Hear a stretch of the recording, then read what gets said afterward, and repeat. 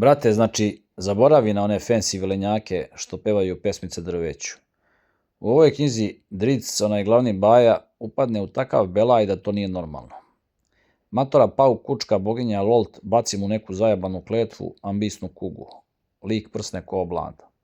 U glavi mu toliki darmar da halucinira da su mu najbolji ortaci jebeni demoni.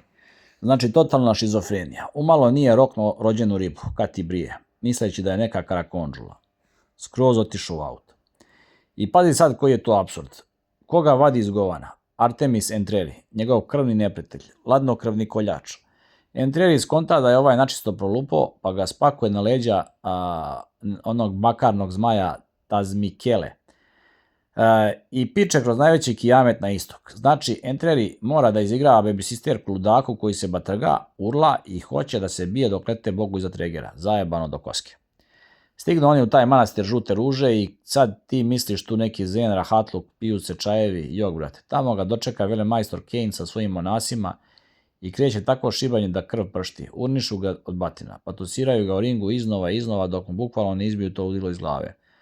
Prebiju ga ko vola u kupusu da mu iscrpe telo, da mozak više nema snage da mu pravi te bolesne tripove. Resetuju ga na fabrička podešavanja čistim čutekom. Sad, dok Dric dolazi sebi u Damari se dešava neviđeno sranje. Neka drolja od demona, kraljica sukuba, ušla u telo prave kraljice i pravi ršom i senki. Onog ogromnog baju fušgara zarobila u neko jebeno ogledalo. Regis i patuljci uleću u taj haos, a onda Dric i Entreri upadaju u rudnike da ih vade i tu kreće klanica čiste gobline i džinove ko od šale. Upadaju unutra kao specijalci. Na kraju se Dric nađe oči u oči sa samom Lolt. Ona ga ucenjuje, lomi mu ortake pred očima, nudi mu kule i gradove, ali ovaj jok. Ne jebe živu silu. Odjebe je ladno, spakuje u zen i ne daje joj to zadovoljstvo. Ali pazi sad kraj.